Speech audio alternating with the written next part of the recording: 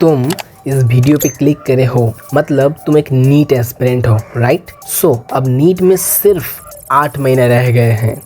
लेकिन सुनो, 8 महीना इनफ होते हैं, पर अब अगर प्रोक्रेस्टिनेट करके 7 या 6 महीने पे लेके गए तो नीट 2025 का पेपर याद है ना? पेपर टफ था तो मुझे याद आता है, 2 पेपर मुझे बहुत याद आते हैं नीट के। जब से मैं पढ़ा रहा हूँ तब से मुझे नीट के 2 पेपर बहुत याद आते हैं, 2016 और नीट 2021।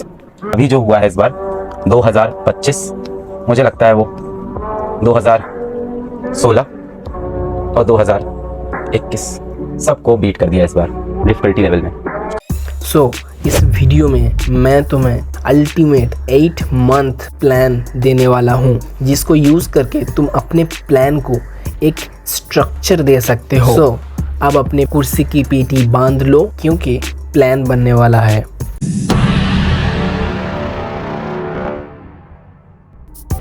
देखो, सबसे पहले तुमको अपना स्टडी स्पेस डिसाइड करना है। वो तुम्हारा अपना पर्सनल रूम हो सकता है, या कोई लाइब्रेरी हो सकता है, या कोई घर हो सकता है जहाँ पे तुम पढ़ोगे, जहाँ पे ज़्यादा क्राउड ना हो एंड थोड़ा सा वहाँ पे शांति हो। क्योंकि देखो, अब तुमको 10 से 12 घंटा रोज पढ़ने पड़ेंगे। अब इसका मतलब ये नहीं कि तुम सिर्फ एक ही जगह पे पढ़ोगे, तुम्हारे पास 2-3 ऑप्शन रह सकते हैं। देखो, अभी तक अगर तुम प्रिपरेशन शुरू नहीं किए हो, इसका मतलब ज़रूर तुम किसी डिस्ट्रैक्शन में फंसे हो। अब तुम्हें अपना डिस्ट्रैक्शन को रिमूव या फिर रिड्यूस करना पड़ेगा। अब डिस्ट्रैक्शन कुछ भी हो सकता है। मैं तुम्हें कुछ कॉमन डिस्ट्रैक्शन की लिस्ट बता देता हूँ। आज के जनरेशन के लिए सबसे बड़ा डिस्ट्रैक्शन यही है।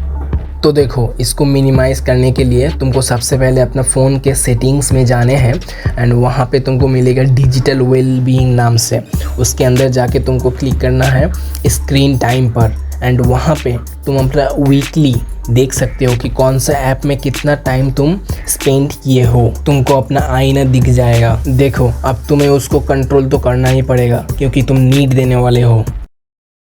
फ्रेंड्स के साथ लगातार बात करना या फिर कहीं घूमने चले जाना लंबे समय तक, जितना हो सके इसको कम करना है। क्योंकि हो सके तुम्हें फ्रेंड लोगों के साथ झूठ बोलना पड़े, इवन तुम्हारा बेस्ट फ्रेंड क्यों ना हो। तुम अपना स्टडी स्केड्यूल के बाद 10 से 15 मिनट बात कर सकते हो। ध्यान रखना, ये टाइम घंटों ना हो जाए। एग्जाम के 2 महीने पहले कैसे पढ़ूंगा, कब सिलेबस खत्म होगा, एग्जाम क्रैक हो गया तो क्या करूंगा, कौन सा कॉलेज लूंगा, नहीं हुआ तो क्या करूंगा। वेल, ये सारे ओवर थिंकिंग को एक्शन प्लान में बदलो, ना कि सिर्फ थिंकिंग में। जैसे कि कौन सा कॉलेज लूंगा, खुद को बोलो मैं जितना हो सकता है अपने मार्क्स को मैक्सिमाइज करता हूँ, फिर एग्जाम के बाद देखूंगा। ऐसे ही खुद का प्रॉब्लम खुद सॉल्व करना सीखो।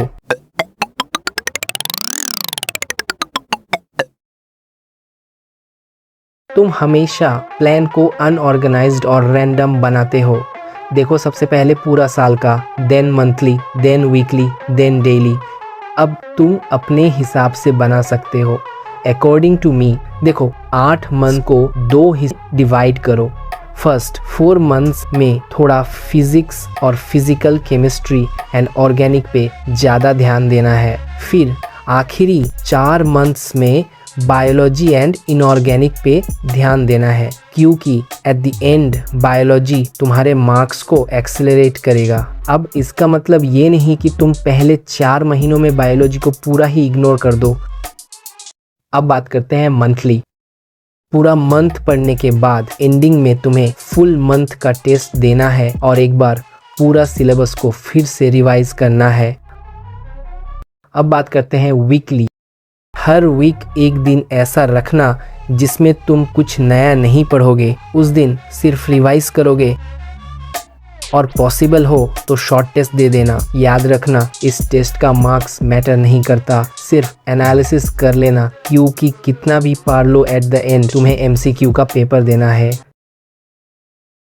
डेली तुम्हें 7 से 8 घंटे का स्लीप ज़रूर लेना है, क्योंकि इंफॉर्मेशन को लॉन्ग टाइम तक स्टोर करना है। 2 से 3 घंटे नहाना, खाना पीना। अब बचता है नियरली 14 आवर्स, सो तुमको एटलीस्ट डेली 10 to 12 आवर्स पढ़ना है, because there is no substitute for hard work. एक टाइम पे सिटिंग आवर्स मिनिमम 3 घंटे होना चाहिए। आई नो स्टार्टिंग के फेज में नहीं होगा, बट धीरे धीरे तुम इसको इंक्रीज कर लेना, क्योंकि पेपर 3 घंटे का है। अगर अभी से प्रैक्टिस नहीं किए तो बाद में प्रॉब्लम होगा। और एक चीज़ याद रखना, अगर कोई चैप्टर तुम बहुत अच्छे से कंप्लीट कर लेते हो और उस चैप्टर के सारे सवाल तुमसे बन जाते हैं, फिर भी तुम उसे देखते रहना।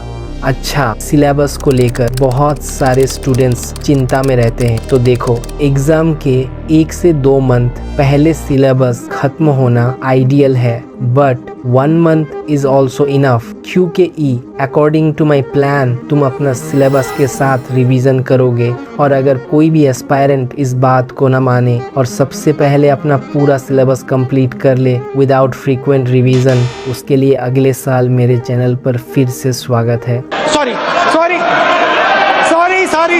अब देखो, जितनी भी बात मैंने बोली, सारा बातों को तुमने सुन तो लिया, लेकिन इतना कुछ एक बार में डाइजेस्ट नहीं होगा। तो एक पेन और पेपर लेकर जितना भी पॉइंट मैंने कवर किया है उसको एक बार एक पेज में लिख लो। बाकी तुम अपने हिसाब से कस्टमाइज करके भी लिख सकते हो, बट लिखना जरूर। मैंने इस वीडियो में क्वालिटी इंफॉर्मेशन प्रोवाइड करने की कोशिश की है without wasting 1 second of your time. So I hope कि मैंने तुम्हें एक स्ट्रक्चर देने में सफल रहा हूँ। अगर फिर भी कोई डाउट रह गया हो तो कमेंट कर देना।